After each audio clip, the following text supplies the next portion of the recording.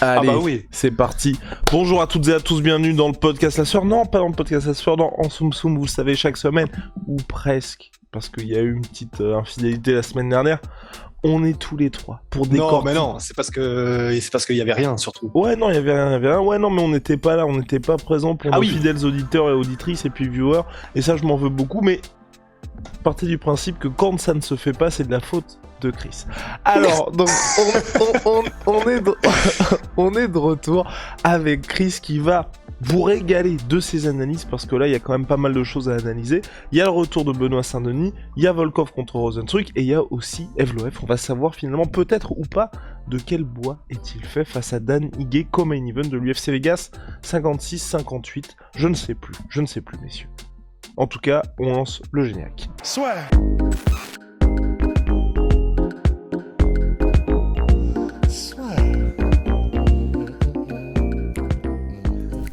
Entre dans l'octogone avec Unibet. Qui sera le vainqueur du combat? En combien de rounds? Fais tes paris sur l'app numéro 1 et profite de 150 € offerts sur ton premier pari. Chris, parole à la défense, Benoît Saint-Denis, début à l'UFC compliqué, vous le savez, il y a eu une grosse guerre face à un adversaire. Il était outsider Benoît Saint-Denis, sur le papier il devait perdre, c'était très compliqué, en plus c'était en welterweight face à un vrai welterweight. Il s'est donc incliné, beaucoup de dégâts encaissés, beaucoup de dégâts subis, donc grosse période d'inactivité pour lui, mais, et pas un petit mais, là il revient en lightweight, sa catégorie naturelle avec de nouvelles ambitions, et oui. Ouais, juste, je préfère le dire. En gros, c'est le premier combat qu'il fera officiellement en lightweight. Mais quand on dit il revient dans sa catégorie naturelle les lightweights, c'est parce que même s'il a fait toute sa carrière, il a même débuté en middleweight d'ailleurs, en welterweight, et il a fait des catchweight beaucoup au Brave à 165 livres, donc aux alentours de peut-être 74 kilos. Mais quand on dit c'est parce que c'est un lightweight naturel, c'est parce qu'effectivement, comme on l'a vu contre Zaleski dos Santos, qui est un énorme gabarit en welterweight, effectivement, probablement que la catégorie dans laquelle il doit être, en tout cas à l'UFC, quand il tombe contre des monstres, c'est plus lightweight que welterweight, même s'il l'a été toute sa carrière. Je préfère juste pour être sûr que les gens merci Big Rusty. aient toutes les infos. Et pour planter le décor et terminer tout ça, face à un adversaire bien plus abordable que le premier à l'UFC, un adversaire un adversaire que Benoît Saint-Denis aurait dû avoir pour ses débuts si les débuts s'étaient passés dans des conditions idéales, à savoir gestion de carrière, construction de carrière pour un prospect où on monte graduellement en termes de talent, et là il s'est directement retrouvé dans la fosse au lion, type, c'est pas exactement la même chose, mais Lando Vannata, Tony Ferguson, ou même si Lando Vannata était extrêmement talentueux, direct on le met dans la fosse au lion, et sur le papier il devait perdre, il a perdu. Benoît Saint-Denis c'était pareil, c'était un énorme pari, c'est je crois Guillaume Pelletier, son manager, qui l'a dit. Ils avaient pris ce combat là, pourquoi? Parce que c'était le moyen pour Benoît Saint-Denis de rentrer à l'UFC. Aujourd'hui, il y est, et il doit absolument gagner le combat samedi, selon toute vraisemblance. Ça devrait bien se passer. Là, cette intro était beaucoup trop longue. Chris, c'est parti. Mais en fait, c'est bien parce que tu as abordé pas mal de sujets qui sont intéressants par rapport à Benoît Saint-Denis, notamment le management. Et moi, j'ai jamais rien eu contre ce genre de décision de trouver la porte ouverte pour rentrer à l'UFC sur un short notice compliqué, histoire de se dire, OK, on part perdant, on a littéralement rien à perdre. Bon, là, il y a des années de vie qui ont probablement été perdues, mais d'un point de vue carrière, il y avait rien à perdre. Au final, un peu comme Chris Moutinho contre Sean O'Malley, on a beaucoup parlé de sa durabilité, ce qui est positif, mais il faut pas oublier qui est Benoît Saint-Denis en tant que combattant. Et au final, je pense que toute sa carrière, il a toujours pris des combats compliqués par rapport à son expérience. Si je me trompe pas, ses débuts en MMA, c'était en Belgique contre un mec qui était déjà à 4-0. Personne ne connaissait Benoît. On se demandait pourquoi il prenait un title fight main event au Sterdam FC, et il l'a remporté sans la moindre difficulté. Donc, il s'est directement positionné comme un talent, un prospect à suivre. Et moi personnellement, je trouve ça bien parce que il est vraiment rentré par un combat très très compliqué. Il faut pas oublier que Elise Zaleski dos Santos, je pense qu'il a 8 victoires, 3 défaites à l'UFC. Il a une magnifique victoire contre Sean Strickland. J'invite tout le monde à aller la voir parce que c'est absolument spectaculaire. Et effectivement, comme on l'a dit, il partait perdant, il a perdu. Les gens ont quand même parlé de sa durabilité, ce qui est bien. Et le deuxième combat qu'il prend est très abordable. Et ça, j'apprécie beaucoup, puisqu'il y a beaucoup de combattants comme Rhys Maki qui avait pris Khamzat et puis qui avait pris Alex Morono. C'est pas facile. J'ai parlé du Belge Gaetano Pirello. Il signe pour prendre Ricky Simon Et après ça, on lui balance des Andrade. Tu rentres à l'UFC pour en fait en sortir. Ici, Benoît Saint-Denis, je pense qu'on l'a fait rentrer à l'UFC. Et maintenant, on essaie de le faire rester, et ça, c'est très appréciable. Et je voulais dire, pour compléter ce qu'a dit Chris très justement, c'est que je pense qu'à la différence de Gaetano Pirello, à la différence de Gaetano Pirello, Benoît Saint-Denis devait forcément rentrer à l'UFC. C'est juste qu'il est rentré peut-être un petit peu plus tôt. Et c'est pour ça qu'ensuite ils se sont dit il va y avoir cette construction de carrière, et donc qui fait qu'aujourd'hui il a ce combat bien plus abordable que le premier. Tout à fait, parce que clairement, la dernière victoire de Saint-Denis, qui remonte du coup au Brave, pour moi, c'était vraiment un combat qui a abouti tout son style. Sa victoire contre Ramos est absolument spectaculaire. Son jeu au sol est extraordinaire. Donc, voilà, je suis à fond derrière Benoît Saint-Denis. Maintenant, l'intégrité dit que, même si t'es pour quelqu'un, tu dois mettre tes émotions de côté quand tu analyses. Non. On va pas se mentir. En pied-point, il est légèrement en dessous de la moyenne du niveau de l'UFC, surtout en lightweight. En grappling et en lutte, je dirais qu'il est plus haut que la moyenne. Ouais. Et donc pour moi, il a clairement sa place à l'UFC. Et quand on voit sa progression dans à la fois dans son domaine de prédilection qui est le sol, et à la fois en pied-point, je pense qu'il a totalement le potentiel de se faire une place à l'UFC, et une place assez intéressante. Et ce combat contre Niklas Stolz est assez intéressant. Donc juste pour l'anecdote, parce que c'est marrant, j'étais au dernier combat de Niklas Stolz avant de signer à l'UFC, parce que je coachais Grit Takeout qui était sur la même card, on avait gagné, et il partageait le vestiaire avec nous. Et donc dans le vestiaire, j'avais vu que c'était quelqu'un qui était très technique, un fin technicien, Niklas Stolz, qui était assez intelligent. J'aimais bien son échauffement, c'était une très très bonne approche.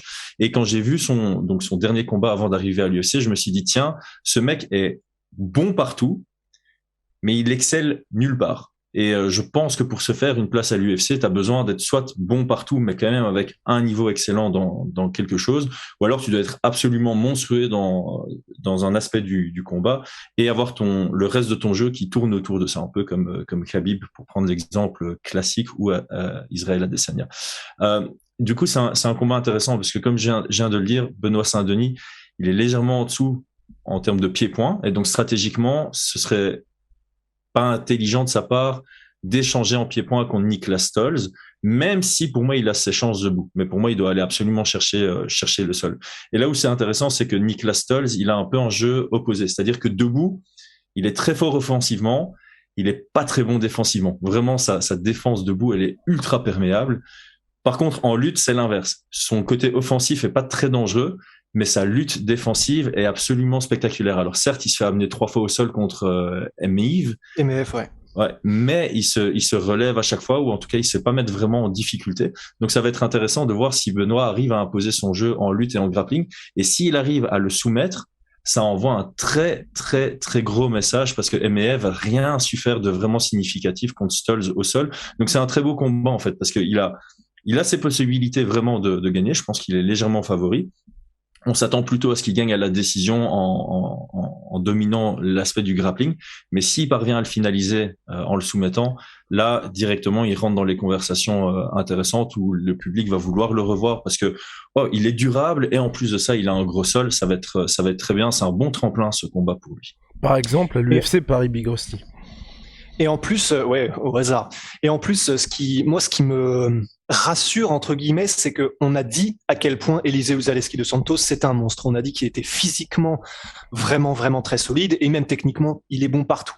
Et pourtant, dans les premières minutes de leur combat avec Benoît Saint-Denis, donc au moment où ils sont les plus frais, au moment où il n'y a pas de sueur, ça glisse pas, il n'y a rien, donc ils sont au top de leur capacité physique, Benoît Saint-Denis a réussi à mettre au sol Zaleski dos Santos et à l'y maintenir pendant un petit temps. Et même ensuite, lorsqu'il y a eu des phases de clinch, déjà physiquement, Benoît Saint-Denis réussissait à retourner Zaleski dos Santos, et il était absolument pas aux fraises. Moi, c'est ça qui fait que je suis vraiment impatient d'être samedi, et que effectivement, il a largement des armes à faire valoir, Benoît Saint-Denis. C'est qu'effectivement, on sait que pendant tout son run avant l'UFC, il a roulé, il a traversé tout le monde comme un couteau chaud dans du beurre, et notamment au sol, et parce que en gros, personne n'arrivait à l'arrêter, quoi. Et le fait qu'il ait réussi à s'exprimer malgré tout contre Zaleski dos Santos, et en plus en début de combat où les deux sont les plus frais, moi ça m'a vraiment rassuré.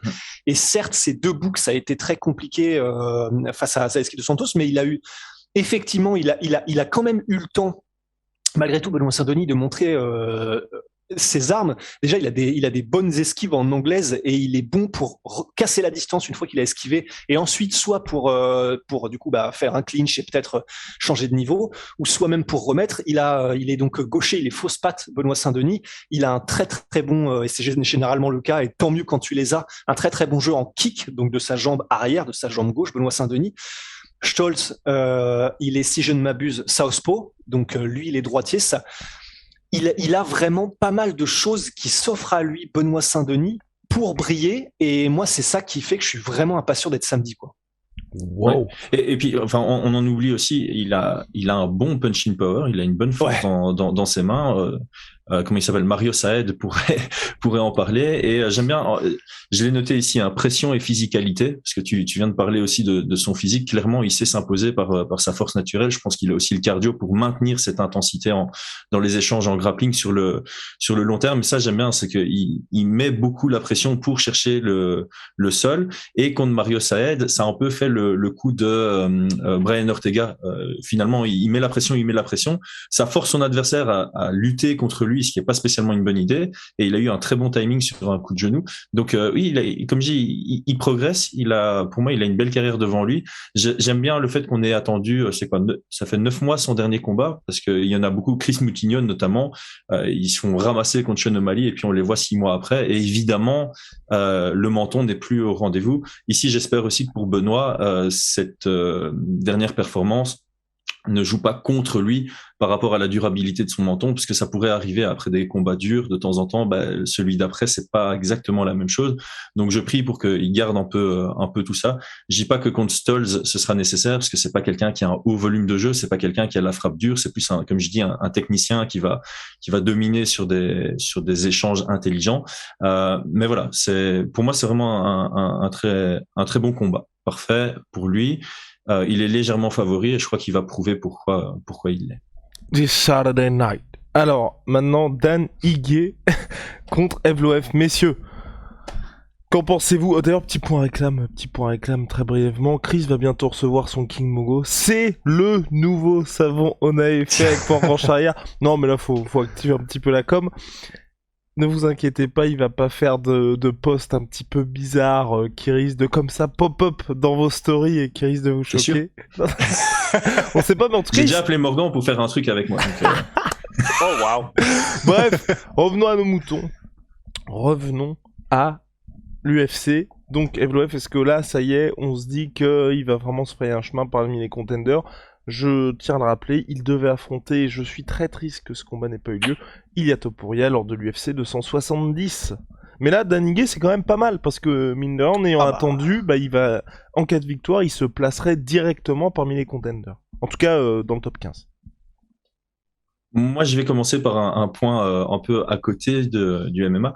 Dan Ige, c'est potentiellement le mec le moins bien managé de l'UFC. Parce que quand on regarde, j'ai pris des notes. Donc, en milieu de carrière à l'UFC, il a notamment pris Barboza et Bektic, qui sont pas des combats faciles. Après ça, il a pris Qatar, contre qui il a perdu. Après ça, il a pris Gavin Tucker. Il faut pas oublier que ce mec-là a énormément de talent. Ok, il a gagné. Puis Corinne Zombie, perdu. Et puis Josh Emmett, perdu. Et maintenant, il prend Evloev. Franchement, zéro cadeau, quoi. Le gars, il accepte tout. On cherche pas à le manager pour qu'il reste dans le top 10. C'est risque à mort. Mais par contre, de l'autre côté, ça veut dire qu'il a énormément d'expérience contre du bon niveau et c'est un excellent test pour Evloev. La chance de Evloev, je dirais que Dan Ige est très fort, mais il a aussi cette tendance à prendre les pires game plans possibles et imaginables. Le mec a voulu rester debout contre Barboza, alors que s'il avait amené au sol Barboza, il aurait probablement surdominé, comme l'a fait Bryce Mitchell. Donc ici, je pense que Dan Ige a pas une si bonne takedown defense. Je crois que c'est à 45% ou un truc comme ça. Enfin, c'est vraiment pas terrible, parce qu'on en parle souvent. Voilà, les grappleurs qui sont à l'aise au sol, ils ont tendance à pas donner toute l'énergie pour défendre les amener au sol et à accepter d'y être parce qu'ils s'y sentent confortables. Mais c'est le meilleur moyen de perdre un round contre Evloev, qui a un top control incroyable et qui va en plus dominer les échanges au sol. Evloev, c'est pas un finisher. Depuis qu'il est à l'UFC, c'est que des décisions. Une split contre Nick Lenz et le reste, décision unanime. Donc ici, j'ai pas l'impression que ça va être le combat le plus spectaculaire, à moins que Evloev soit un peu bête, comme il l'a été contre Hakim Dawodu. Je pense que contre Hakim Dawodu, il s'est dit, OK, je vais prendre les 2 premiers rounds avec ma lutte, et puis je vais montrer ce que je vaux en pied-point. Il est bon en pied-point. Ça s'est joué mais à ça. Prendre des risques comme ça contre Danny Gay, c'est pas à faire. Parce que Danny Gay, il produit et il garde sa force sur 3 rounds, sur 5 rounds. On l'avait vu contre Calvin Kattar dans le 5e round. Il était encore dangereux avec la force dans ses points. Donc Evloev, il doit se la jouer intelligent. Je vais au sol, j'impose ma lutte et je cherche la décision. Danny Gay, évidemment, lui, il doit donner son énergie cette fois-ci pour défendre les amener au sol, parce que sinon c'est le début de la fin directement pour lui. Waouh. Est-ce que t'as un petit point à ajouter, Big Rusty? Moi, je plus sois, Chris, bravo. Ouais, vous vous rendez compte à quel aussi, point il nous avait manqué. Ouais, mais en fait, c'est vrai que je peux évidemment pas grand-chose à rajouter du point de vue de l'analyse du combat, mais c'est simplement la question que je me pose, c'est par rapport à ce que veulent faire l'UFC de l'un et de l'autre en fait.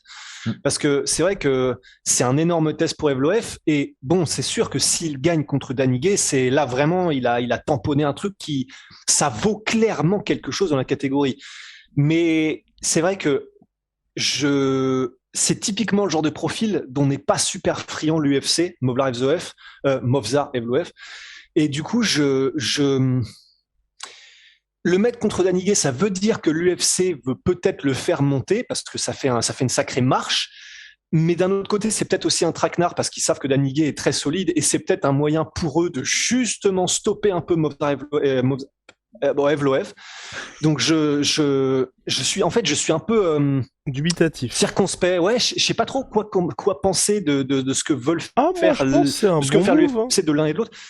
C'est juste que c'est une catégorie où c'est compliqué d'avancer. Parce que regarde, et Chris l'a mentionné, Josh Emmett, ce mec-là, ça fait quoi, 3 ans qu'il fait quasiment du surplace. Et là, enfin, on va y avoir le combat contre Calvin Kattar. C'est cool pour les fans, c'est cool pour nous. Mais en termes de ranking pour l'un comme pour l'autre, ça n'apporte rien. Ils vont continuer de faire du surplace en termes de classement. Parce que dans une catégorie où le top, en tout cas les mecs les mieux classés, ne s'affrontent pas ou attendent leur title shot. Donc je pense qu'ils sont aussi dans une situation, l'UFC, où ils se disent, il faut du sang frais, il faut apporter un petit peu de nouveaux gars, parce que c'est vrai qu'on a depuis 3 ans exactement les mêmes noms et on fait du surplace. Et je pense qu'ils se disent, là, faut appuyer sur l'accélérateur. Et pareil pour Topuria, je pense qu'ils ont aussi envie de se dire, bon, on a vu ce qu'il a fait à Londres, maintenant lui aussi, il faut accélérer. Ouais, j'étais d'ailleurs surpris de mettre quand ils ont mis Evloev et Topuria l'un contre l'autre, parce que c'est assez rare qu'ils le fassent quand t'as 2 talents 109 qui ont énormément de potentiel d'avoir la ceinture à un moment. Ils les croisent pas quand ils sont à l'entrée du top 15. En général, ils les croisent pour définir le prochain contender, ou même ils se disent, bon, le champion, et là c'est le cas, le champion est en train de clean la division, on a besoin de 2 nouveaux. Il l'avait fait pour Derrick Lewis et Francis Ngannou. Tout le monde voulait qu'ils s'affrontent quand ils sont rentrés dans le top 10, tout le monde voulait qu'ils s'affrontent quand ils étaient dans le top 5, et en fait, ils ont fait vraiment, l'un prend le title shot, puis l'autre, et puis ils se sont affrontés suite à leur défaite pour le title shot. Et je crois que j'étais vraiment surpris qu'ils mettent Topuria et Evloev l'un contre l'autre si tôt dans leur carrière et dans leur progression. Mais à mon avis, ce qu'ils voulaient faire, c'est vraiment propulser un vers le top, en sachant que l'autre allait revenir un peu plus tard. Donc c'était pas un mauvais choix non plus. Bien. Messieurs, passe au main event. Alexander Volkov, Jairzinho Rozenstruik. Les deux ont besoin d'une victoire.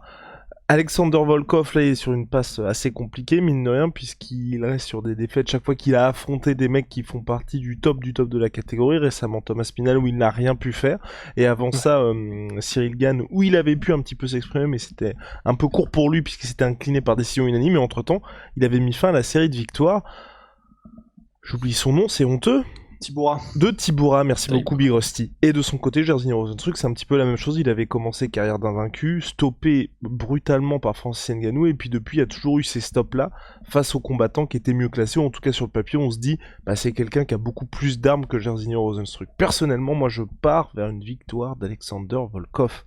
Mais peut-être que Chris a des arguments contraires. Pas spécialement. En fait, moi, bizarrement, ce combat m'intéresse qu'à moitié, dans le sens où ça intéresse personne. Non, mais... on connaît très bien les deux gars. C'est un combat poids lourd, donc ça peut aller dans tous les sens. Bon, poids lourd avec Alexander Volkov, on peut quand même s'attendre à 5 rounds d'actifs, donc ça c'est le côté chouette.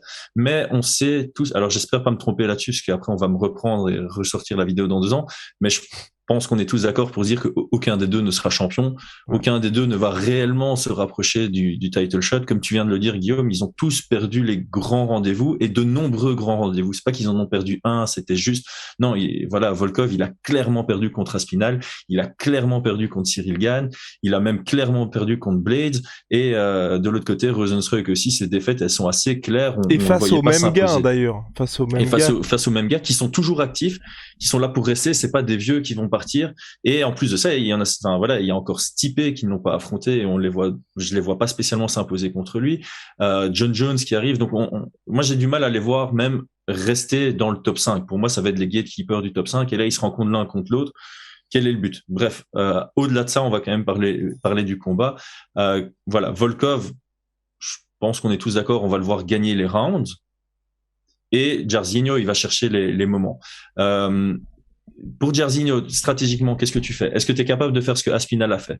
Non. Est-ce que tu es capable de faire ce que Blades a fait? Non. Est-ce que tu es capable de faire ce que Gane a fait? Non. Est-ce que tu es capable de faire ce que Lewis a fait?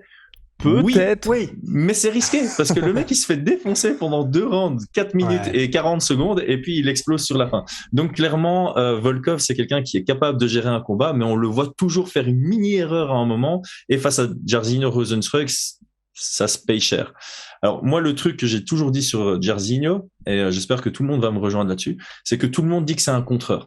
Et c'est vrai, naturellement, le mec, il se met dos à la cage, il attend, et puis à un moment, il a son grand moment contre Arlovski, qui a été complètement débile et qui a surengagé. La seule chose à ne pas faire contre lui, il a gagné. Contre Crowder, pareil, le mec, il bull rush, il se fait contrer. Mais par contre, les meilleurs moments de Jairzinho, c'est quand lui est sur l'offensive. Il attend pendant 5 rounds contre Overeem, il rush, il gagne. Il attend contre Junior Dos Santos, il met la pression, il gagne. Il attend contre Sakai, il met la pression, il gagne. Moi, je veux voir un Jairzinho qui se rend compte que son jeu, c'est la pression. Et là, ce serait intéressant contre Volkov. Parce que ça va mettre Volkov dans un jeu qu'il n'aime pas, être mis sous pression, comme on l'a vu contre Gane, et en plus contre quelqu'un qui est encore plus agressif que Gane. Et là, ça pourrait donner un combat très intéressant. Si Rozenstruik se met comme d'habitude un peu de l'extérieur à chercher le contre dur, Volkov va le jabber, va le front kicker toute la soirée, et va mener une décision ou un late stoppage. Et ben voilà, parfait. La boucle est bouclée. Peut-être que Big Rusty a quelque chose à ajouter. En fait, c'est simplement de dire, moi aussi, c'est ce que j'aimerais beaucoup voir, mais en fait, j'ai du mal, même si les KO qu'il a mis contre Tibura, c'était au premier round, et puis contre Dos Santos au deuxième, donc ça, en fait, paradoxalement, ça va aller à l'encontre de ce que je veux dire, mais j'ai du mal à voir un Rozenstruik il va à fond, ou en tout cas qui s'engage vraiment dans des offensives, dans un combat où il sait qu'il a 5 rounds contre un gars comme Volkov. En fait, je me dis, instinctivement, comme il est c'est même plus patient, c'est attentiste, Rozenstruik. En fait, moi, j'ai tendance à penser, je sais pas si c'est une déformation ou quoi, mais que du coup, c'est pas quelqu'un qui prend énormément de risques en réalité. Et du coup, contre Overeem, c'était à la toute fin du combat. Et bon, même si contre Sakai, du coup, c'est passé. Et puis contre Dos Santos aussi. Mais j'ai envie de dire, contre ces deux-là, c'est un peu plus facile. Ils sont moins techniques et moins mobiles qu'un gars comme Volkov. Et donc, j'aimerais bien, mais une petite voix à l'intérieur me dit que dans un combat où il sait que c'est 5 rounds contre un gars comme Volkov, je sais pas s'il aura entre guillemets la volonté de prendre un risque où il fait des bursts de cardio, quoi. Ouais. Après, c'est proactif contre réactif. Est-ce que tu préfères attendre que Volkov fasse une erreur? C'est ça. Il risque de pas en faire et du coup tu vas juste subir le combat pendant 25 minutes, ou est-ce que tu préfères chercher ton ouverture, quitte à te fatiguer et après à te faire quand même dominer sur la fin du combat? C'est une décision qu'il doit prendre et on le saura samedi. Samedi soir, c'est aux heures européennes, je pense. Ça commence à 10h du soir, non? Eh ben, c'est formidable, ça, les gars. Et ça fait... Parce que j'ai reçu un mail d'Eleven Sports pour dire que je commentais parce que ça commençait à 22h. Ah ouais? Mais Eleven Sports se trompe de temps en temps. Ah, d'accord. À suivre, en tout cas, Big Rusty, c'est une bonne nouvelle pour nous. Place au pronostic, messieurs, il nous reste 3 minutes. Pronostic, Benoît Saint-Denis. Chris. Je vais être à fond derrière lui. Soumission deuxième yeah. round. Wow. Rust. Ouais. Pour lui, évidemment. Ouais. Moi aussi, évidemment, à fond derrière Benoît, le God of War. Je vais mettre aussi soumission et je vais dire soumis. Ah purée, c'est pas parce que tu l'as dit Chris, mais en vrai moi aussi je le vois bien en fait, genre qui domine et qui commence à s'installer dans le premier et deuxième il trouve son ouverture. Ouais, et je pense qu'il peut effectivement, comme tu l'as dit Chris, je pense aussi qu'il peut choquer debout Niklas Stolze, donc pareil je mets soumission deuxième. Eh bien moi je mets soumission troisième round messieurs. Evloev contre Dan Ige. Rusty. Eh ben, même si la marche de l'histoire normalement va dans le sens de Evloev, je vais dire Dan Ige et je vais dire Dan Ige par décision unanime. Chris. Ouais. Moi, je pars sur la décision pour Evloev. Je me mouille pas sur celui-ci. Ouais, idem de mon côté, décision unanime pour Evloev. Et place au main event. Le combat tant attendu, le choc des titans. 33 KO en cumulé entre les deux hommes. C'est sur le poster. C'est sur le poster de l'UFC. Alors, Rozenstruik ou Alexander Volkov. Chris. Allez, je vais un peu me mouiller, parce que sans me mouiller, j'aurais dit Volkov décision, mais je vais un peu me mouiller, je vais dire Volkov par finish dans le troisième round, un peu plus tôt que, voilà, si on veut pas trop se mouiller, on dirait plutôt 4 ou 5, là, je vais dire, voilà, il va trouver son ouverture dans le troisième pour un TKO. Oh wow, big rusty. Je vais mettre surprise de Rozenstruik qui gagne par KO au deuxième round. Wow, eh bien moi pour ma part je vois une victoire par décision unanime d'Alexander Volkov. Bah voilà messieurs, la boucle est bouclée. On se retrouve très très vite pour de nouvelles aventures, vous le savez, dès la semaine prochaine. Là ça va être très très très cool pour nous, puisque preview de l'UFC 275. Là, je pense que Big Rusty est full blast Jerry Prochaska, la carte est pas mal. On va en parler, ça va être cool. D'ici là, prenez soin de vous. Merci Chris pour l'expertise et la décryptance. À très très vite. Big shout out à Sweet Machine Protein, Venom sponsor de UFC, sponsor de la sueur. À plus.